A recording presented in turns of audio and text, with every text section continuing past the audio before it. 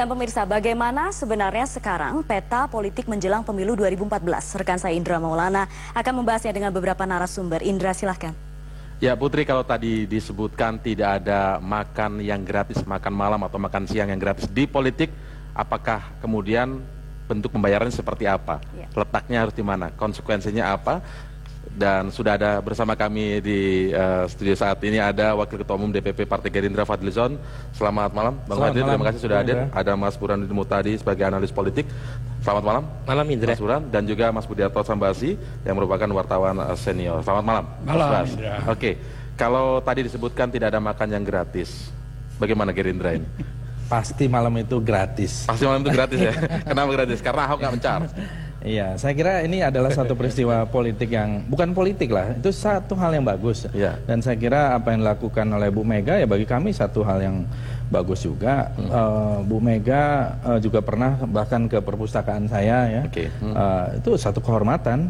Dan saudara Ahok sebagai wakil gubernur maupun beliau juga kan pengurus di DPP ya, di ketua bidang politik gitu ya. Saya kira itu satu hal yang bagus. Tidak ada yang luar biasa, dan ini memang iklim bagaimana kita membangun pergaulan politik yang dewasa itu sangat penting ke depan agar kita sama-sama membangun demokrasi itu tidak dengan prasangka.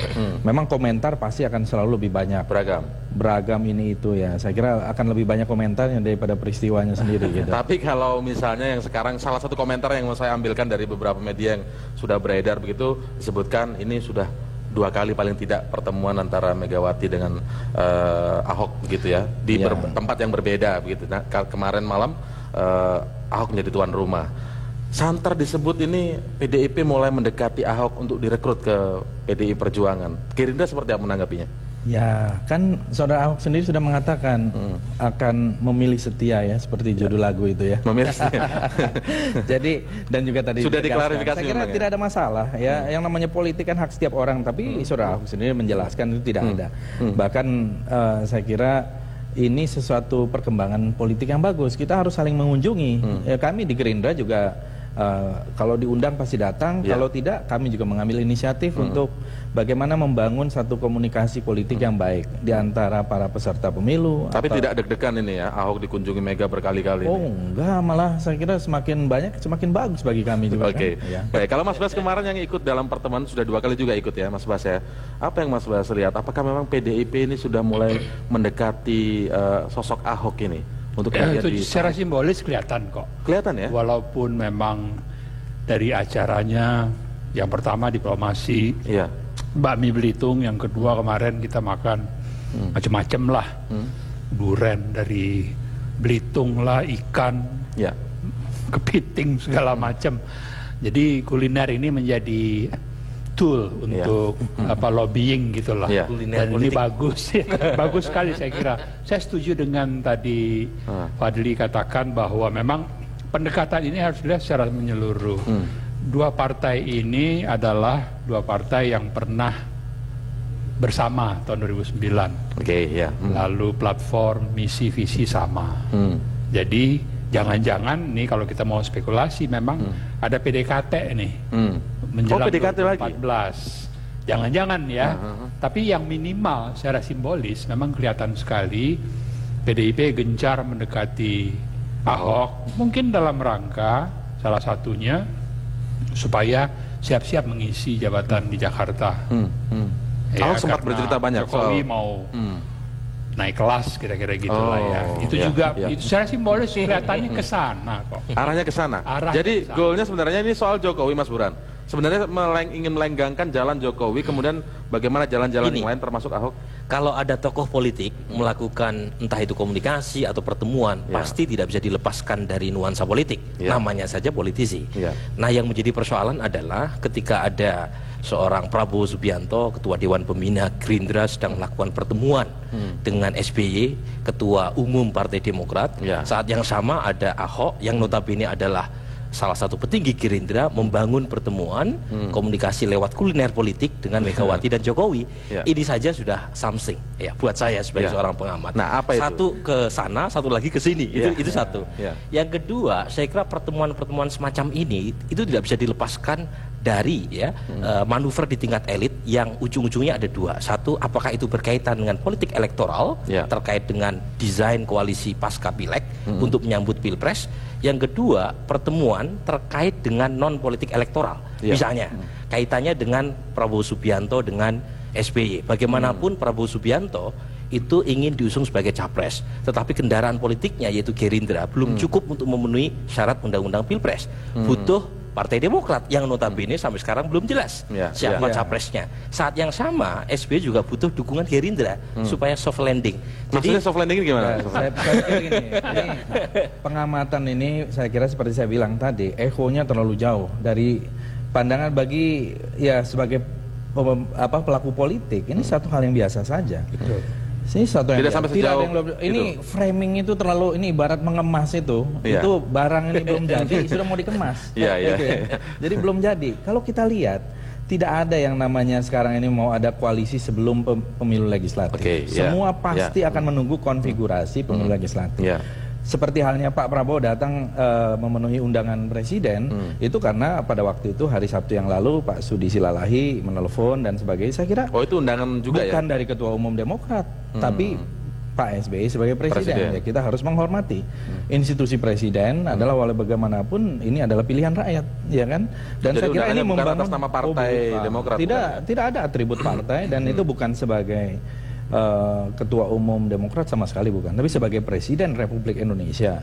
Dan itu saya kira membangun komunikasi yang bagus, bagaimana satu akan outgoing leader, kemudian pemilu diharapkan, dan Pak Prabowo juga menyampaikan ini masalah yang paling urgent sekarang ini adalah bagaimana DPT ini dibenahi. Betul. Gitu. Baik, itu yang juga dimunculkan di media. Tapi saya ingin yang soal soft landing tadi seperti apa maksudnya? Jadi begini, tentu saja saya bisa memahami kalau Bung Fadli menyampaikan pernyataan normatif semacam itu. Bukan normatif, ini ini tunggu dulu. Artinya Anda ini sebagai pengamat harus melihat itu benar-benar komprehensif. Jangan hal-hal yang sesuatu yang sederhana, dibikin sedemikian rupa karena ada satu framing. Menurut saya itu terlalu cepat. Kalau menurut terlalu cepat, tapi kita dengar dulu bagaimana. Kalau misalnya itu dianggap sebagai framing, mengapa pertemuan antara SBY dengan Prabowo relatif lebih sering? Mengapa Prabowo tidak ketemu sama Ibu Mega yang sekarang Gerindra kita tahu sedang menagih perjanjian batu tulis sana? Perjanjian batu tulis tidak ada. Begini, sebelum sana.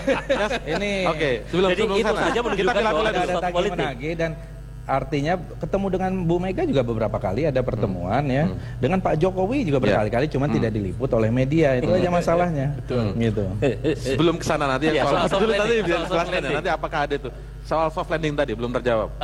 Begini, bagaimanapun sebagai outgoing leader, SBY ingin memastikan masa jabatan terakhir beliau di 2014 itu bisa soft, tidak crash. Dan untuk itu dibutuhkan satu kekuatan politik di luar dari kekuatan yang secara formal mendukungnya. Dan sepertinya kalau kita lihat rekam jejak ke belakang, Gerindra pernah memberikan dukungan kepada pemerintah dalam lini dipimpin oleh SBY dalam kasus mafia pajak. Itu pernah. Jadi bagaimanapun pernah ada recordnya. Semua yang ingin soft landing. Ya, betul. Saya kira kalau kita di Gerindra itu memang berada di luar pemerintahan. Tapi kalau ada kebijakan yang bagus, kita dukung. Kalau kebijakan tidak bagus, ya kita tolak. Misalnya BBM, ya kita menolak, gitu ya. Jadi dalam hal dulu mafia pajak, karena kita melihat ini mau main-main, bukan betul-betul mau memberantas pajak, ya. Jadi pertemuan kedua kemarin itu tidak ada deal. Ya, cuma saya dukung Bapak, saya dukung Pak Prabowo, tapi dukung saya juga untuk soft landing. Tadi pertemuan itu dilakukan di istana. Berarti ini ada satu tempat, ya. Itu menunjukkan juga ini pertemuan apa.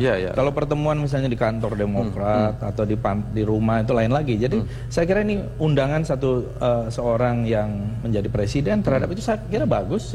Bicara kebangsaan tentang yang soal dulu saja orang berbeda pendapat, ya. Bahkan dulu antara Masyumi PKI mereka bisa minum kopi kok bersama. Ya, antara misalnya Isha Ansauri dengan Aidit, Natsir dan sebagainya, itu saya kira ini yang harus kita bangun iklim itu. Kalau memang jadi harus bagaimana politik itu menjadi pergaulan yang dewasa. Kalau Mas Bas sendiri kemarin melihat, apakah merasakan bahwa sebenarnya kunjungan kemarin salah satunya adalah juga karena dari Gerindra Pak Prabowo sendiri yang kemudian juga semakin intens mengunjungi Presiden, memenuhi undangan dari Pak SBY begitu. Apakah ini yang dilakukan oleh PDIP? Kok dulu bersama-sama, sekarang kok sudah mulai dekat ke arah sana nih yang berbeda gitu? Apakah itu yang jangan-jangan malah kebalikan? Kebalikan ya? Jangan-jangan karena diplomasi Bakmi Belitung lalu ada pertemuan di istana. Jangan-jangan loh, makanya semuanya masih spekulatif sekali. Intinya adalah saya kira lagi-lagi ini simbolis ya, tapi memang harus diungkapkan ke media dan ke publik. Ini penting untuk tadi itu meyakinkan seluruh stakeholders yang mau tahun pemilu ini untuk ya inilah pemimpin kita semua saling kunjung. Ya kalau saya tadi makanya saya bilang ini Gerindra sama PDIP kenapa sih pecah? Karena sanubari masyarakat melihat, karena sanubari masyarakat melihat partai ini kan pernah bersatu. Dan kelihatannya di tingkat DKI ini kan sudah kelihatan kerjanya bagus. Dan ini kan politik 2+2=4. Kepentingan PDKT-nya kenapa harus melalui Ahok? Karena itu pertanyaan. Pendekatannya makin intens terhadap seorang Ahok ini. Ketika rencananya adalah melanggengkan Jokowi nanti di bursa capres, entah itu cawapres atau capres, kita belum berbicara ke sana.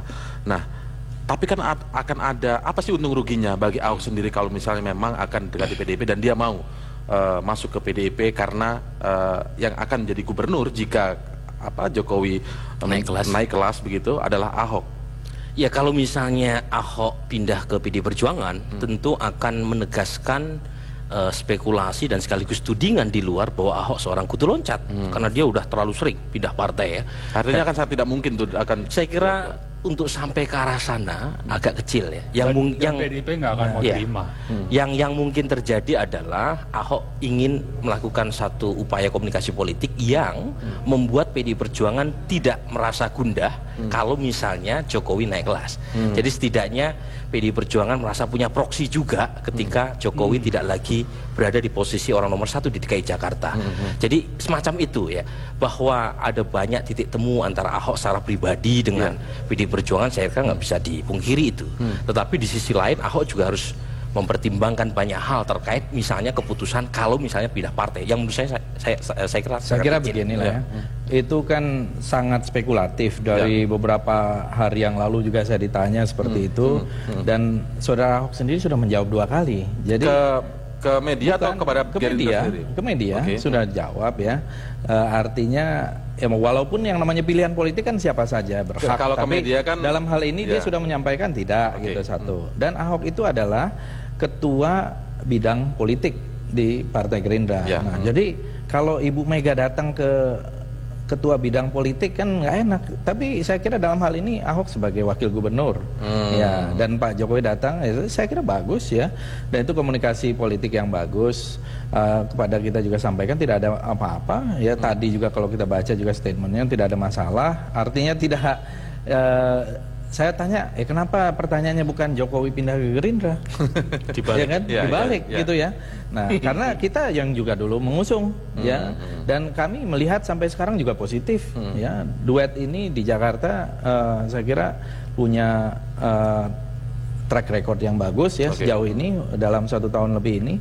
Mereka juga dalam rel yang benar. Kalau dari penjelasan itu artinya berarti bukan PDKT kepada Gerindra dong, Mas Bas, artinya kalau kemudian seperti yang misalnya dilakukan PDIP kemarin malam misalnya, kalau konteksnya adalah datang sebagai Ahok sebagai wakil gubernur.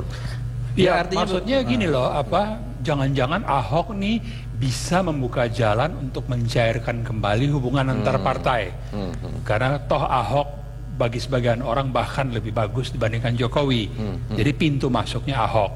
Dan saya kira tadi kita sudah menyinggung memang ini mau pileg perlu memandang siapa yang layak jadi koalisi. Dan kebetulan kedua partai ini pernah kerjasama dan sampai sekarang juga mirip. Dan Nasdem kan juga mirip-mirip begitulah. Saya mau nyambung dari sini Mas Bas. Jadi tadi kan dikatakan pecah atau dulu pernah bersatu begini. Kita sampai sekarang tetap menganggap tidak ada masalah. Ya kan paling kurang almarhum Taufik Mas mengatakan bahwa kapok berkoalisi dengan Gerindra. Ya, lalu itu kan Megawati juga bilang ada penumpang gelap. Ya, jadi tapi kan tidak pernah dikatakan juga, itu tidak pernah ditujukan. Kalau kapok dengan Gerindra ya kenapa? Mungkin ya waktu itu kan soal Jokowi Ahok ya.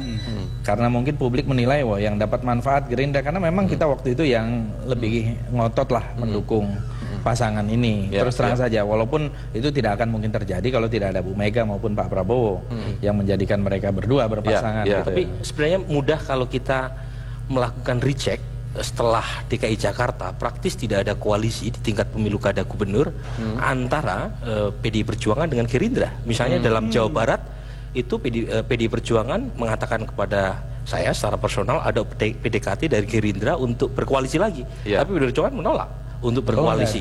Kemudian di NTT, kemudian juga di Sumatera Utara. Jadi itu sinyal bahwa PDI Perjuangan menutup pintu bagi Gerindra. Informasi ini juga saya kira terlalu jauh ya, harus di cross check lagi. Karena di dalam setiap pilkada di provinsi maupun di kabupaten kota itu kepentingannya berbeda-beda. Ada di mana kita bersama-sama, ada di mana kita tidak. Memang waktu itu juga bukan suatu koalisi di setiap tempat harus sama-sama, tidak. Tetapi di beberapa kita melihat figurnya. Di Bogor ya tidak bisa kita mendukung yang ketika itu didukung oleh PDI Perjuangan misalnya. Kita mendukung yang lain, memang berbeda-beda. Nah, dan hal itu menurut saya wajar saja. Jadi konteks daerah lah masing-masing jadi waktu itu. Saya kira analisis bahwa ini harus paralel sampai ke bawah itu ahistoris ya, dan itu menurut saya tidak tepat ya untuk melihat ini sebagai tidak ada yang seperti itu. Tapi setelah DKI Jakarta praktis tidak ada koalisi antara Gerindra dengan PDI Perjuangan. Saya kira di beberapa kota karena ada permintaan yang oleh elit PDI Perjuangan itu dianggap too much yang dimintakan oleh Gerindra. Ada permintaan itu ya? Ada. Saya kira enggak, ini harus dikoreksi. Informasi saudara Burhanuddin ini, informasinya ini menurut saya sangat sumir. Tapi seolah-olah menyatakan informasi ini benar. Nah, artinya sebagai pengamat saya kira harus korek gitu, melihat sumber, bukan dari rumor gitu. Karena kalau semua dari rumor, silakan. Misalnya di Jawa Barat tidak pernah kita meminta-minta, tidak pernah kita meminta-minta. Tapi karena memang kita tidak ada juga calon. Bukan normatif nih ya. Begini Indra, saya bisa memaklumi. Memang tugas Bung Fadli harus membantah ini gitu ya. Salah. Saya bisa memaklumi. Informasi Anda yang tidak akurat gitu. Informasi Anda yang tidak akurat. Baik, kita harus kembali break terlebih dahulu. Nanti kita akan bahas apakah memang yang terjadi selama ini dan sudah kita perbincangkan tadi disebut spekulasi karena memang ada alasan bahwa Partai Gerindra sempat kecewa karena dilanggarnya perjanjian batu tulis. Kita akan membahasnya saat lagi.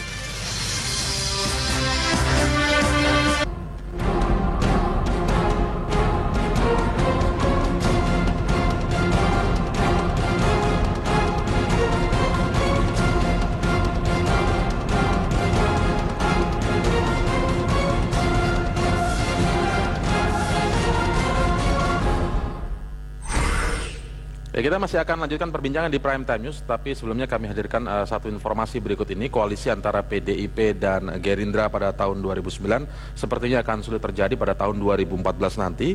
Kedua kubu ingin mengajukan kadernya sebagai presiden, walaupun kubu Gerindra menyebut ada perjanjian batu tulis tahun 2009 yang isinya PDI Perjuangan setuju mendukung Prabowo Subianto sebagai capres tahun 2014. Kesediaan Prabowo Subianto menjadi pendamping Megawati Soekarno Putri pada Pilpres 2009 ternyata tidaklah cuma-cuma. Kubu Partai Gerindra menyebut adanya perjanjian batu tulis yang harus dijalankan PDI Perjuangan. Anggota Dewan Pembina Gerindra Martin Huta Barat mengakui adanya perjanjian tersebut yang dibuat pada tahun 2009. Pada butir ke-7 disebutkan bahwa pada 2009 Gerindra mendukung pencapresan Megawati Soekarno Putri. Maka pada tahun 2014, giliran PDI Perjuangan yang mendukung Prabowo Subianto sebagai capres. Namun Martin belum bisa memastikan apakah perjanjian tersebut bisa dilanjutkan pada 2014 mendatang. Mungkin juga bisa jadi bahwa PDIP dan Gerindra kembali berkoalisi untuk mencalonkan calon presiden dan wakil presiden. Tapi bagi Gerindra kan sudah jelas. Calon presiden yang akan datang itu adalah Pak Prabowo Subianto. Kubu PDI Perjuangan tidak bersedia mengungkapkan perjanjian batu tulis tersebut. Ketua DPP Bambang Wuryanto mengatakan, sebaiknya Prabowo mendatangi Megawati, tidak perlu ngomong ke publik. Jika benar ada kesepakatan politik yang diungkapkan kubu Gerindra, maka PDI Perjuangan bisa tersandra secara politik jika ingin mengajukan kadernya maju sebagai capres. Namun idiom dalam politik memang tiada kawan yang abadi. Yang ada hanyalah kepentingan yang abadi. Tim Liputan Metro TV. Jadi Bang Fadli, ini rupanya sebenarnya yang membuat Gerindra agak kecewa, sudah mulai menemui Pak SBY, mendekat setelah apalagi pertemuan tadi malam. Sama sekali kami juga tidak pernah menyinggung-nyinggung itu dan tidak ada kekecewaan, tidak ada yang dilanggar apapun ya sampai sejauh ini. Ya, karena kami tidak ada yang dilanggar dari sampai sejauh ini. Sampai sejauh ini ya. Karena kan kalau kita lihat Pilpres saja belum, Pileg apalagi belum. Ya, Pileg belum, artinya Pileg belum apalagi Pilpres gitu ya. Jadi apanya mau dilanggar? Tapi ya, kan, kalau kita melihat sekarang ini, masing-masing semua partai politik itu akan berkonsentrasi untuk pemilu legislatif dan kita harus hargai itu ya. Dan kami juga di Gerindra fokusnya pada itu. Tapi kalau urusan yang menyangkut masalah. Tapi kalau disebut sudah mulai khawatir mengingat survei-survei di berbagai lembaga survei juga menyebutkan di dalam Jokowi hampir semua survei Partai Gerindra itu sekarang 3 besar. Ya, dalam hampir semua survei. Kemudian boleh dibilang cek aja gitu. Artinya kami bukan juga mau besar kepala, itu masih jauh. Kami mau harus kerja keras lagi.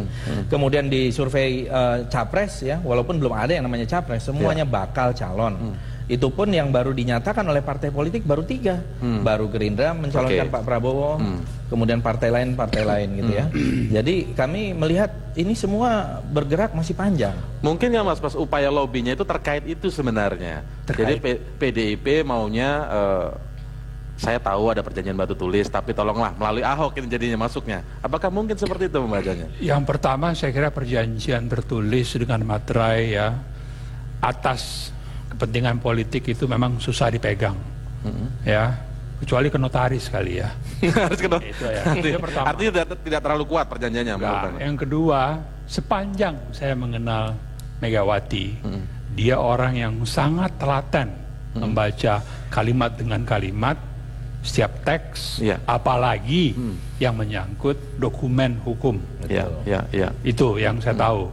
Yang ketiga, saya kira itu tadi barusan kan disebut tidak ada teman atau lawan abadi, yang ada kepentingan abadi.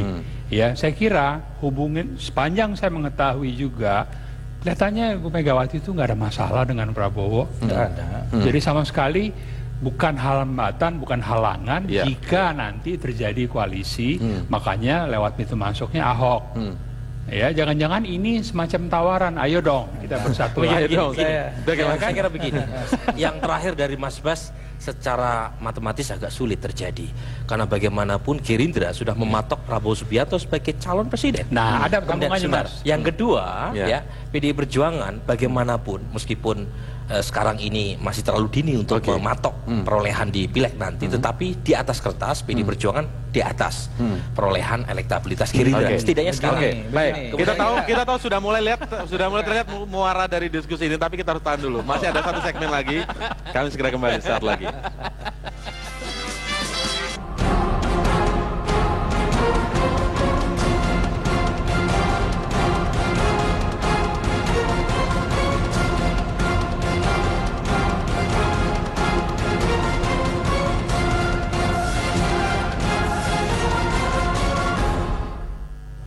Jika masalahnya kemudian adalah perjanjian batu tulis, saya ingin lihat perspektif dari Mas Burhan tersendiri. Apakah ini kemudian yang menjadi sebenarnya pokok masalah terjadinya spekulasi-spekulasi pertemuan ini? Saya kira yang jadi pokok persoalan adalah siapa yang berhak maju sebagai capres dan siapa yang jadi cawapres. Itu yang paling menentukan, karena tidak ada matahari kembar, apalagi dalam proses pencalonan. Nah, dalam konteks batu tulis, saya kira kita harus meletakkan teori tentang politik dramaturgi ya. Jadi ada panggung depan, panggung belakang, ada off air, ada on air. Itu beda itu. Kalau on air sama off air itu pasti beda. On airnya normatif gitu ya. Kalau off air itu relatif lebih genuine, lebih otentik, karena disitulah ruang kepentingan dipertarungkan. Dan menurut saya disitulah kita uji ya masing-masing untuk mengajukan ini. Nah, yang terakhir yang ingin saya sampaikan kaitannya antara Gerindra kemudian PDI Perjuangan dengan Demokrat itu persis seperti ada gium the enemy of your enemy is your friend. Jadi musuh dari musuhmu adalah temanmu. Nah, kaitannya PDI Perjuangan dengan Demokrat adalah dua partai, yang satu sebagai partai oposisi, satu lagi adalah partai the ruling party, Gerindra. Pada saat yang sama sebenarnya dia partai oposisi, tetapi hubungannya yang kurang harmonis saat ini itu memungkinkan Gerindra untuk masuk juga ke Demokrat. Jadi dan itu dimanfaatkan Demokrat of your enemy is your friend. Ini terlalu banyak nonton film ya. Jadi, ada filmnya. Saya pikir ini perkara yang sederhana, komunikasi politik, dialog politik. Kami juga sangat berkonsentrasi bagaimana memenangkan, mendapatkan dukungan rakyat pada 9 April 2014 yang akan datang. Begitu juga Bu Mega juga menyampaikan hal yang sama. Dan ini saya kira semua berkompetisi sebagai mitra di dalam berdemokrasi. Karena belum ada kita mau ini, belum tahu kita hasilnya siapa. Apakah ada yang lewat 20% atau berapa partai yang lewat, siapa pemenang, kita kalau belum di perjanjian tahu. batu tulisnya ada yang membahas soal itu juga nggak? Ya, kalau ada yang disebut sebagai kesepakatan ya, itu nanti saya kira ada di level pimpinan, ada pembicaraan dan sebagainya, itu saya kira perlu nanti kita lakukan. Dan saya kira memang kita tidak ingin ini menjadi konsumsi publik, karena kita ingin duduk bagaimana memenangkan rakyat dulu. Itu yang paling penting yang kita harapkan. Ini on air. On airnya lain ya. Kalau bilang saya sangat hormat, respect sama Bu Mega ya, dan saya kira saya berkali-kali juga berbicara dengan Bu Mega. Beliau adalah juga seorang pemimpin. Kalau mau ngambil keputusan itu ya benar-benar komitmen sejauh Tadi ini. di berita sebelumnya juga disebutkan kenapa tidak disampaikan ke Bu Mega langsung, kenapa melalui publik menyatakan ada kita juga tidak pernah ada yang menyampaikan langsung, karena ini kan Anda dan kawan-kawan di media yang terus meributkan gitu. Kami jadinya media yang salah gitu. Secara resmi tidak pernah meributkan itu, berkonsentrasi, tapi kan karena mungkin ini isu yang seksi atau apa ya, seksi. Jadi kita ingin konsentrasi. Begini, ketika logikanya sederhana, kalau kemudian banyak survei menyebut nama Jokowi dan Jokowi, kemudian ada kekhawatiran dari Gerindra tentang perjanjian batu tulis akan dilanggar. Yang akan mencalonkan itu adalah partai politik atau gabungan partai politik. Sejauh ini ya baru beberapa partai yang menyampaikan bakal calonnya. Itu pun belum tentu akan menjadi calon sampai nanti bisa terbentuk 20% itu sesuai dengan apa yang disyaratkan oleh undang-undang, kecuali ada perkembangan lain. Tiba-tiba misalnya usulan dari saudara Yusril di judicial review dikabulkan, itu konfigurasi politik berubah lagi. Kalau begitu kita mulai dari awal dulu. Saya ingin klarifikasi dulu. Perjanjian batu tulisnya ada tidak sih sebenarnya?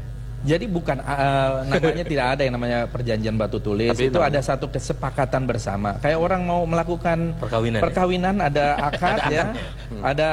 Waktu itu biasa, waktu itu kan ramai juga kan, ada diberitakan, misalnya menteri ini apa dan sebagainya, itu semua. Bahkan di level gubernur, di level bupati, sampai kepala desa juga ada. Kalau yang disebutkan itu harus mendukung Prabowo di Capres 2014? Ya, kira-kira semacam itu ada, ya. Dan saya kira ini nanti ya kita bicarakan. Ya. Kalau kami sih sudah menyatakan mendukung Pak Prabowo, ya tinggal nanti kita lihat ini pemilu legislatif. Jokowi sangat tinggi. Kalau dari memang sayang. Kalau istilahnya akad politik, akad pernikahan politik biasanya ada maharnya tuh. Ada mahar. Ya saya kira apa? Sayang. Kalau tahun lalu kita lihat mungkin sampai September 2012 Prabowo menjulang di semua survei nomor 1. Ya, persis. Tiba-tiba Jokowi masuk Desember 2012. Lalu Jokowi yang naik, Prabowo nomor 2. Itu memang kalau menurut saya di kalangan dari perspektif media memang kelihatan dari bahasa politik, bahasa tubuh galau.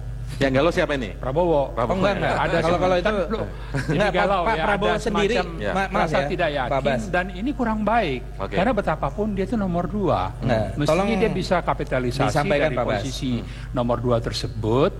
Ya, tapi kan sekarang dia nggak mau jadi cawapres.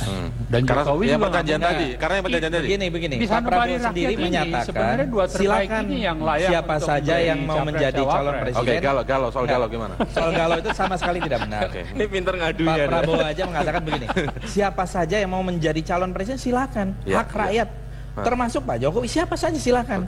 Nah, kita mau melihat nanti konfigurasi yang akan datang. Ini belum kok, masih jauh. Ini sebagai baik gitu. Jadi silakan siapa saja. Nah, nanti kita lihat yang mengusulkan. Ini kan nggak setiap orang yang mau kemudian akan jadi calon.